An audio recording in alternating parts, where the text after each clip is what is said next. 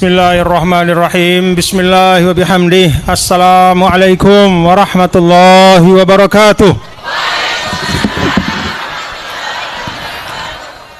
Alhamdulillah. Wassalatu wassalamu ala sayyidina Rasulillah Muhammad ibn Abdullah wa ala alihi wa sahbihi wa man wala. Wala hawla wala quwata illa billah. Allahumma aslih ummata Muhammadin sallallahu alaihi wasallam wa farij an ummati Muhammadin sallallahu alaihi wasallam warham ummata Muhammadin sallallahu alaihi wasallam wa anshur ahfadh wa ayyid nahdatal watani fil alamin wa ammir nahdatal watani diniyatal islamiyah ala madhhabi ahli sunnati wal jamaah ila yaumiddin bihaqqi Muhammadin sallallahu alaihi wasallam. Amma ba'du. Minal aidin al-faizin al-maqbulin. Minal aidin al-faizin al-maqbulin. Minal aidin al-faizin al-maqbulin. Mudah-mudahan Allah Ta'ala menjadikan tiang pelungguh al-aidin kembali kepada kebaikan fitrah, wal faizin menjadi orang-orang yang berhasil melewati semua ujian dan cobaan di dunia, terlebih-lebih di akhirat. Wal maqbulin, dan mudah-mudahan amal tiang pelungguh Allah redha, Allah terima, Allah ijabah doa-doa kita, terima amal-amal ibadah kita, dilipat gandakan menjadi sebab keselamatan kita di akhirat kala. Amin amin ya rabbal alamin.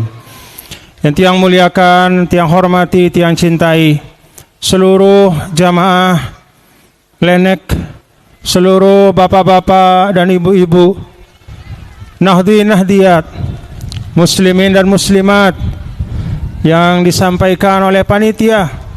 Alhamdulillah, sejak pagi telah memenuhi lapangan Lenek ini.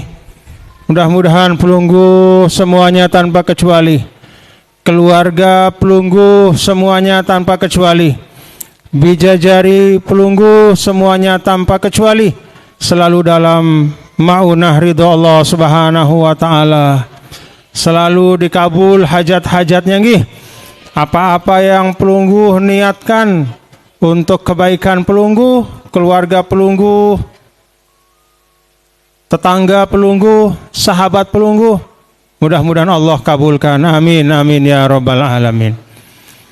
Yang tiang muliakan, tiang cintai, seluruh pimpinan organisasi NWDI, Ketua Umum Pimpinan Pusat Muslimat NWDI, Ibu Dr. Hajjah Siti Rohmi Jalilah, yang sama-sama kita doakan semoga Allah membantu beliau dan seluruh pemerintah daerah, mudah-mudahan menjadi pemimpin-pemimpin yang amanah untuk kita semua. Termasuk salah satu pimpinan Muslimat NWDI Ummu Azza Hajah Heri Kalusi Farazainul Majdi yang tiang cintai, yang juga tiang cintai, tiang hormati, tiang muliakan Ketua Yayasan Pendidikan Hamzan Wadi Pondok Pesantren NWDI Al-Ustadz Haji Muhammad Jamaluddin, Ananda Al-Ustadz Muhammad Rifki Farabi, para tuan guru yang tidak dapat yang sebutkan satu persatu, Tuan Guru Solah Soekarnawadi Husnud Duat, Tuan Guru Abdul Aziz, para masyayikh ma'had, semuanya tiang hormati dan tiang muliakan. Ada Ketua DPW Perindo NTB Al-Ustadz Haji Muhammad Khairul Rizal yang juga tiang hormati, para pimpinan organisasi, para orang tua tiang, nunas maaf nggih, tiang di atas nggih, nunas maaf. Ada Haji Irzani, pengurus, ketua pengurus NWDI Kota Mataram, dan semua hamba-hamba Allah, kita semua mudah-mudahan kita dirahmati, diberkahi oleh Allah Subhanahu wa taala. Alhamdulillah. Memang ciri khas di Indonesia Bapak Ibu harus menyebut selapu. Tadi mulai dari ketua panitia, dari MC, belo sebutnya, sekek-sekek sebutnya. Masya Allah. Itu ciri khas Indonesia. Kalau kita hadir di mana-mana, tiang lama tinggal di Mesir yang disebut cuma satu. Misal, pernah tiang saksikan di TV ada acara Maulid, hadir Presiden Husni Mubarak pada waktu itu almarhum.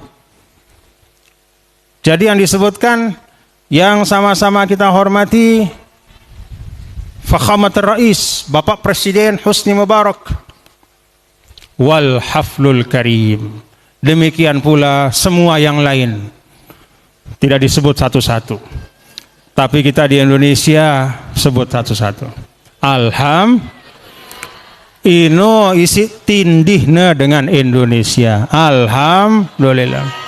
Belo tersebut sampai begitu selesai, hadirin hadirat, buih waktuna. Alhamdulillah. Ala kulli hal, dek neman mau ilmu, paling enggak mau ta'adab. Kan kata Rasulullah SAW, jadi perintah-perintah agama itu banyak. Kullu ya'malu ala syakilatih, masing-masing melaksanakan perintah agama, tuntunan Rasul, perintah Allah sesuai dengan kemampuannya. Ada yang jadi tuan guru yang mengajar. Ada yang orang kaya nyumbang dengan harta. Ada yang punya jabatan, tunaikan amanah, itu jalannya bersedekah. Tanda tangan untuk kebaikan umat. Ada Pak Camat, kantor Pak Camat. Kita doakan Camat Lenek, mudah-mudahan menjadi camat yang amanah. Ruang untuk menjadi imamun adil adalah bukan dengan di atas mimbar. Kalau imamun adil itu bukan dengan ceramah di atas mimbar saja, tapi dengan tanda tangan sesuatu yang bermanfaat untuk umat. Memberikan kebijakan yang meringankan umat, memberikan jalan agar umat, agar rakyat bisa melaksanakan kehidupannya dengan baik. Kul kullu ya'malu ala syakilati. Bahkan bagi yang bukan tuan guru, dekna cukup ilmuna untuk memberikan pengajian misal. Atau bukan orang kaya, tidak cukup hartanya untuk berbagi, hanya cukup untuk dirinya dan keluarganya saja misal. Atau dia bukan pejabat publik, dia orang-orang biasa saja. Oh, ternyata dalam Islam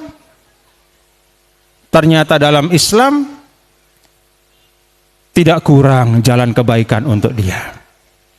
Bahkan kata Nabi, cukup kebaikan itu gambarannya adalah idkhalus surur fi qalbil akharin, memasukkan rasa senang di hati orang lain. Itu amal soleh. Jadi kalau MC menyebut nama satu-satu, itu maksudnya supaya tamunya senang. Alhamdulillah. Senang tamunya semua disebut? Alhamdulillah. Itu amal soleh. Jadi tidak terlalu sulit menjadi orang yang baik sebenarnya. Tidak harus berbiaya untuk menjadi seorang muslim yang baik. Banyak jalannya. Cukup tidak mengganggu orang. Cukup tidak menyakiti orang. Cukup dengan memasukkan rasa senang di hati orang. Cukup dengan mengucapkan Assalamualaikum warahmatullahi wabarakatuh. Bahkan cukup dengan saling memaafkan. Alhamdulillah. Itu kesyukuran pertama yang tiang ajak Bapak Ibu, bahwa kita sebagai umat Nabi besar Muhammad sallallahu alaihi wasallam diberikan ruang kebaikan yang tidak ada batasnya. Jari ndek tekanggu. Tidak boleh kita sebagai umat Rasul mengatakan, saya ndak bisa berbuat baik, apa daya. Saya bukan pejabat, saya bukan orang kaya, saya bukan orang berilmu, saya bukan begini begitu. Tidak pantas. Kata Nabi SAW, ihris ala ma yanfa'uka wala ta'jas. Tetap cari jalan kebaikan yang memberikanmu manfaat untuk kehidupan dunia akhiratmu, wala ta'jas, dan jangan merasa lemah tidak berdaya. Dengan senyum Alhamdulillah. Dengan hadir di pengajian, alhamdulillah. Dengan tidak mengganggu orang, alhamdulillah. Dengan mencari rezeki yang halal, alhamdulillah. Itu semua pintu kebaikan. Bapak Ibu hadirin dan hadirat yang dirahmati Allah Subhanahu wa taala, yang Tian cintai. Tabligh akbar. Ini juga khas Indonesia. Di negara Arab, di negara-negara manapun seluruh dunia ada tabligh akbar di negara, kecuali di Indonesia. Hebat? Mulai paling cekat dengan Indonesia memina istilah. Tidak ada di mana tabligh akbar. Di Mesir ulama penuh, syekh-syekh penuh, tidak ada istilah tabligh akbar. Paling tinggi muhadharah. Muhadharah itu pengajian. Paling tinggi ihtifal. Ihtifal maulid. Tapi di Indonesia tabligh akbar. Tahu daran tabligh akbar? Tabligh yang besar. Dan tidak pernah kita dengar di Indonesia ini ada namanya tabligh asgor. Tabligh si kode-kode. Harus semuanya akbar. Alhamdulillah. Apa maknanya? Mudah-mudahan ini adalah pengamalan dari pesan Nabi yang Tiang sampaikan, ihris ala ma yamfa'uka. Ini menunjukkan semangat umat Islam di Indonesia untuk selalu mencari, mengkreasi, membuat jalan kebaikan supaya kita bisa berkumpul di tempat ini, mengaji, belajar, menambah ilmu kita, mengingatkan diri kita kepada yang baik-baik untuk bisa kita amalkan. Sehingga selesai tabligh akbar ini, kembali kita ke rumah masing-masing, ada yang kita bawa. Maka, setelah tadi Tiang menyampaikan, Bapak Ibu, kita sebagai umat Islam ini harus bangga bersyukur bahwa jalan kebaikan itu terbuka untuk semua kita. Masing-masing sesuai dengan kapasitas dan kemampuannya. Yang kedua, dia ingatkan kita semua bapak-bapak, ibu-ibu, saudara-saudara sekalian, mari teruskan semangat-semangat kebaikan. Dan yang ketiga, supaya tabligh akbar ini arak dejauh ulik bapak-bapak ibu nggih. Arak dejauh ulik. Karena kata tabligh itu artinya menyampaikan. Diambil dari al-balagh. Al-balagh itu tugas Nabi sebenarnya. In alaika illal balagh. Wahai Muhammad, tugasmu menyampaikan. Begitu Nabi meninggal, maka para pewarisnya punya tugas menyampaikan. Siapa para pewarisnya? Yaitu para ulama. Orang-orang yang kebetulan Allah kasih ilmu, sampaikan. Proses menyampaikan itu namanya tabligh. Dakwah. Yang ingin Tiang sampaikan pada kesempatan ini, Bapak Ibu, adalah sesuatu yang sebenarnya sudah kita amalkan, sudah kita baca, yang kita sebut dengan bacaan al-baqiyatus salihah.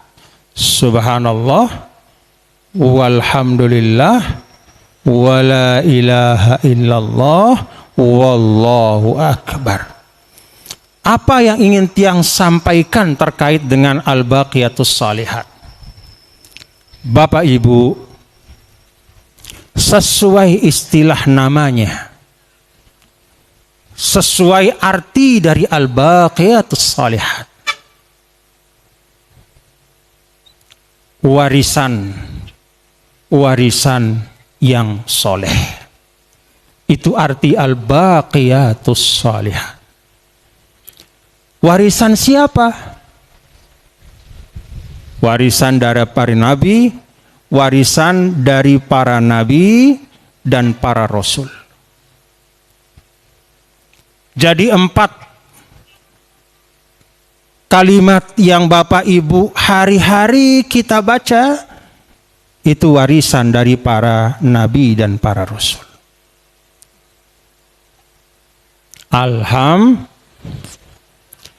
Kenapa 4 kalimat ini Bapak Ibu diwariskan oleh para nabi kepada pengikutnya? Sampai Nabi kita, Nabi besar Muhammad sallallahu alaihi wasallam mewarisinya kepada kita, orang lenek. Dari Nabi kepada orang lenek diwariskan kepada kita. Dan kita wariskan kepada anak cucu kita. Ulama mengatakan, Bapak Ibu, bahwa dalam 4 kalimat ini ada ilmu dan ada adab. Ada apa? Ada ilmu dan ada adab. Subhanallah. Dalam kata subhanallah itu, kata para ulama, ada ilmu. Apa ilmu dari subhanallah itu? Bahwa subhanallah itu memberikan kita pemahaman tanzihullah min kulli aibin wa naqsin. Kita sucikan Allah dari segala macam kekurangan dan aib. Itu ilmu dari subhanallah. Sayyidina Ali bin Abi Thalib mengatakan, subhanallah itu Nabi ajarkan kepada saya khususnya, kata Sayyidina Ali, ketika ada musibah yang menimpa saya, ketika ada sesuatu yang tidak saya harapkan tapi terjadi, sesuatu yang menyusahkan, maka Nabi mengajarkan saya untuk mengucapkan subhanallah. Kenapa Bapak Ibu Saudara sekalian? Karena kalau kita sedang dalam keadaan nikmat, hati kita pasti lurus kepada Allah. Denara prasangka apa-apa le atenta le desida Allah. Pada saat kita mau rezeki si tepeta misal, apa si tepeta mau ita atenta pasti bagus. Tapi seringkali ketika ada musibah, ada cobaan, hati kita bisa bergeser.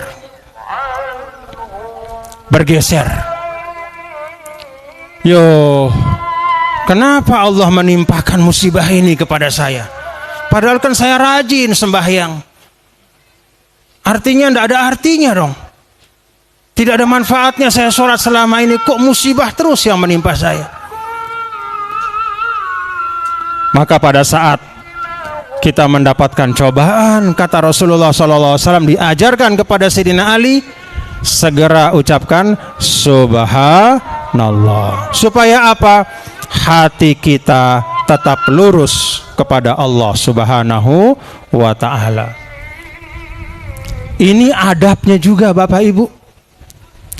Dengan subhanallah itu maka insya Allah tidak ada di antara kita yang merasa dirinya paling hebat. Tidak ada yang merasa dirinya sebagai orang yang tidak punya aib. Karena begitu kita mensucikan Allah dari segala macam kekurangan, itu artinya kita berikrar bahwa kita manusia ini penuh dengan kekurangan. Paham Bapak Ibu? Sehingga untuk kita arak batur kurang-kurang, ada sesuatu yang kurang pas lek batur, kita tidak akan mudah menghina dia, kita tidak akan mudah mengumpat dia. Kenapa? Karena kita tahu bahwa kita juga penuh kekurangan.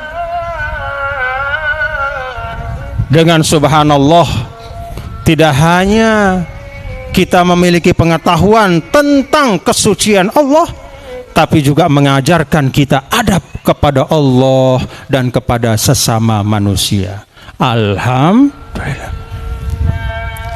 Itu yang pertama, subhanallah. Yang kedua apa? Alhamdulillah.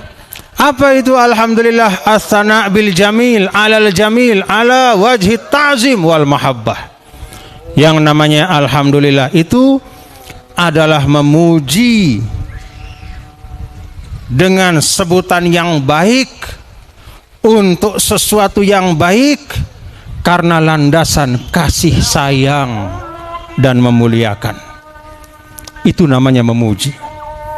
Jadi ketika Sida mengucapkan alhamdulillah, pastikan Bapak Ibu arak mahabbah li adende leda Sida Allah. Karena itu rukun daripada pujian. Itu adalah rukun dari alhamdulillah, bukan sekedar terucap, tapi di hati kita ada mahabbah, ada rasa cinta, ada rasa sayang kepada Allah Subhanahu wa taala. Wa ta'zim, dan kita muliakan Allah. Dengan alhamdulillah ini kita dapat ilmu. Apa ilmunya? Bahwa semua nikmat sumbernya itu satu. Siapa sumber nikmat kehidupan kita Bapak Ibu? Allah Subhanahu wa ta'ala. Dari alhamdulillah kita juga belajar adab. Apa adabnya? Kalau Anda mendapatkan nikmat, jangan sombong. Kalau Anda mendapatkan sesuatu, punya mobil seperti yang di depan, jangan takabur. Punya sarung yang lebih bagus dari orang lain, jangan takabur. Punya ilmu yang disimpankan di hati oleh Allah, jangan sombong. Punya sorban, punya topi, punya sebutan, punya jabatan, punya apapun, jangan sombong. Kenapa? Karena itu semua titipan dari Allah Subhanahu wa ta'ala. Alhamdulillah. Kata ulama, benteng kesombongan supaya tidak bisa datang kepada kita, yang paling manjur, yang paling kuat adalah ucapan alhamdulillah. Jadi pada saat Pulunggo Tiang mengucap alhamdulillah, itu bukan hanya dapat pahala bersyukur, tapi juga membentengi nikmat itu supaya tidak rusak dengan ketakaburan dan kesombongan. Di penggitan benteng sino, tapi itulah al-hisnul mani, itulah benteng yang kokoh dan kuat menjaga nikmat kita. Yang ketiga dari al-baqiyatus sholihat, wala ilaha illallah, tiada Tuhan selain Allah. Bapak Ibu hadirin dan hadirat sekalian, ucapan yang ketiga ini mengandung ilmu. Apa ilmu yang dibawa oleh la ilaha illallah ini? Kalau kata ulama ahlul haqiqah, ulama ahlul tariqah, ulama ahlul haq, ilmu yang ada dalam la ilaha illallah ini adalah ilmu yang tertinggi dalam kehidupan manusia. Alhamdulillah. Jadi Bapak Ibu saudara-saudara sekalian, dengan mengucap la ilaha illallah ini kita sudah menjadi seorang yang mendapat ilmu yang paling berharga. Kenapa ini ilmu yang paling berharga? Karena seperti digambarkan oleh Nabi kita, Nabi besar Muhammad sallallahu alaihi wasallam, ketika beliau merayu paman beliau Abu Thalib. Ketika Abu Thalib akan wafat, apa kata Sidina Rasul? Ya ammi kulli qaulan uhajju laka bihi indallah. Pamanku tiang lunas, tolong ucapkan satu kalimat yang dengan satu kalimat itu saya akan bela engkau di depan Allah Subhanahu wa taala. Apa kalimat itu? La ilaha illallah.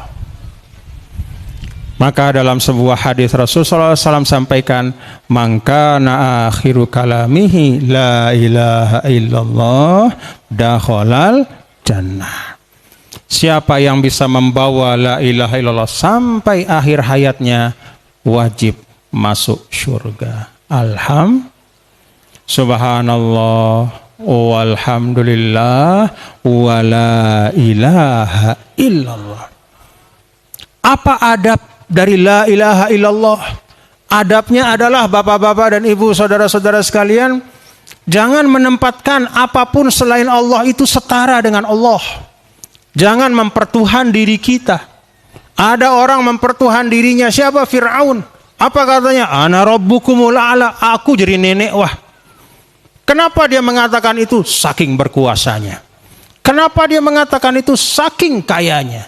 Kenapa dia mengatakan itu? Saking dia merasa dirinya paling hebat. Dia pertuhankan dirinya.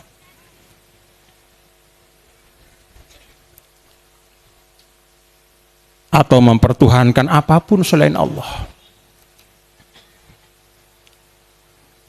Jangan perlakukan sesuatu dengan takzim, dengan menyembah selain kepada Allah Subhanahu wa ta'ala.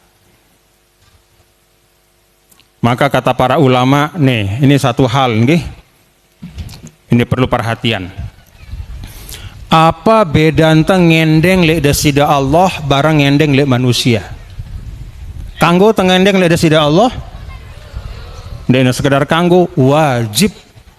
Kanggo tengendeng lek manusia? Kanggo atau ndek? Hah?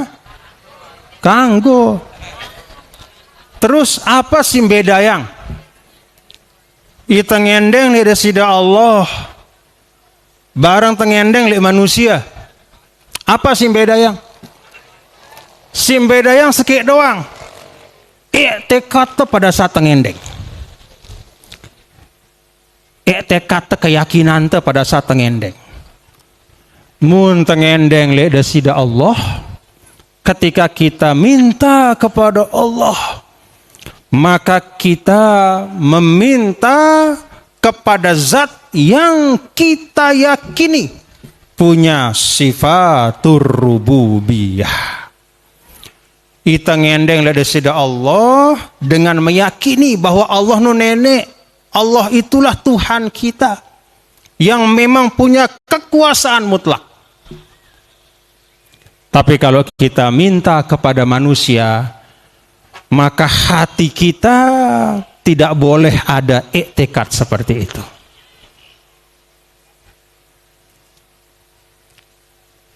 Paham Bapak Ibu? Sama-sama minta, yang membedakan apa? Iktikad. Kalau sida minta kepada manusia dengan keyakinan bahwa manusia itu berkuasa secara mutlak, berarti sida wah iman dah. Pergi Bapak ke Pak Camat. Ada Pak Camat ini? Pak Camat. Pak siapa Pak namanya? Supriyadi. Solah arana, insya Allah solah amal nenda. Datang sudah misal, saya aranda misalnya Bapak Fadlun, lalu sudah Bapak Fadlun aning Pak Supriyadi. Pak Camat, tiang nunas tanda tangan dah. Ini tiang ngurus sertifikat. Aning kantor tanah untuk bangket tiang. Syaratnya harus ada tanda tangan dah Pak Camat. Adik tiang bau urus lihat selong, misal. Pada saat sidang ngendeng sino, apa keyakinan anda terhadap Pak Camat nih? Apakah sida punya keyakinan bahwa Pak Camat ini berkuasa mutlak? Tidak ada yang bisa menghalanginya? Oh tidak, tidak boleh seperti itu nggih. Kita minta kepada Pak Camat, ya, bukan dengan meyakini bahwa Pak Camat itu seperti nenek, dia berkuasa mutlak, tidak. Tetapi kita minta kepada Pak Camat karena kita tahu ada kewenangan yang dititipkan oleh pemerintahan kepada beliau untuk menandatangani berkas kita. Paham Bapak Ibu? Sida mundeng ngendeng katakanlah misalnya ngendeng lek dengan toak dekepeng misal, atau misal sida lalu aning tetangganda sino berdua lolon pauk misal. Kemudian sida lalu aning tetangganda, bapak melengku lolon pauk nu, kuendeng telun deh. Kanggo atau ndek? Kanggo atau ndek? Apa keyakinan sida ketika ngendeng pauk sino? Bahwa pauk sino ia si ngepe secara lahir batin mutlak dia yang punya, Dia yang menumbuhkan, dia yang menciptakan, dan dia bisa apakan saja selama-lamanya? Oh tidak. Kenapa kita minta pauk kepada dia? Karena pauk itu dititipkan kepemilikannya di dunia oleh Allah Subhanahu wa taala kepada tetangga kita itu. Paham Bapak Ibu? Minta tolong kepada manusia boleh enggak? Boleh. Assalamualaikum Pak Dokter, anak saya sakit, tolong datang ke rumah. Syirik noh.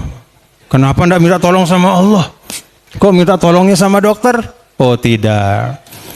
Justru kalau kita minta tolong kepada yang memang sesuai kewenangannya, itulah tandanya kita menjalankan sunnatullah. Kita minta mangga sama yang punya, cocok atau enggak? Kita minta mangga bukan sama yang punya, cocok atau enggak? Bapak-bapak minta tanda tangan kepada Pak Camat, cocok atau enggak? Bapak-bapak minta tanda tangan kepada istrinya, cocok enggak?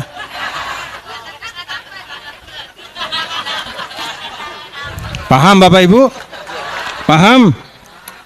Jadi jangan juga atas nama kita tawakal kepada Allah, kita ini membersihkan akidah, lalu kemudian semua jalan-jalan sunnatullah ditinggalkan. Bukan seperti itu umat Nabi besar Muhammad SAW.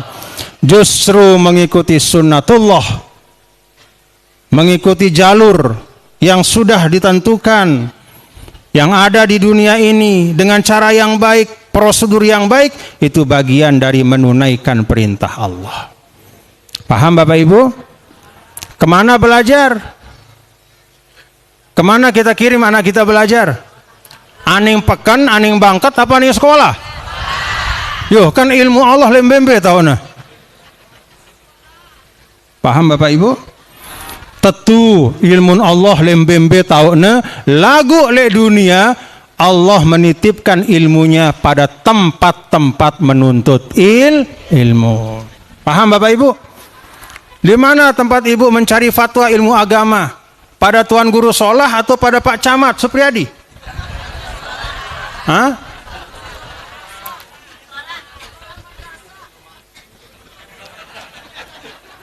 Paham Bapak Ibu nggih? Nah, jadi yang ingin Tiang sampaikan adalah bahwa pada saat kita berikrar la ilaha illallah, tiada Tuhan selain Allah, kita tahu kemutlakan, kemahakuasaan, ya, rububiyah, uluhiyah, semua milik Allah Subhanahu wa taala. Tetapi pada saat yang sama kita juga mengetahui bahwa rububiyah, bagian dari rububiyah Allah adalah memberikan pengaturan-pengaturan dalam kehidupan dunia sesuai dengan apa yang dibutuhkan oleh manusia. Beanding dah makan masjid, ada makan ya makan so.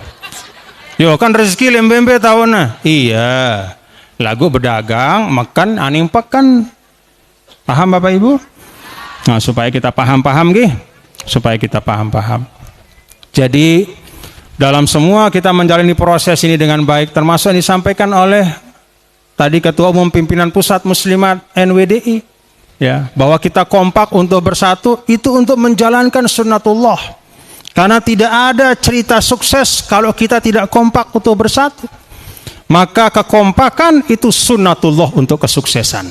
Paham Bapak Ibu? Itu sunnatullah untuk kesuksesan. Yang terakhir, wallahu akbar, itu yang keempat. Allahu akbar adalah persaksian kalau kata ulama. Apa ilmu yang ada dalam Allahu akbar? Kullu ma siwallah itu laisa bi akbar. Semua yang selain Allah itu tidak ada yang maha besar.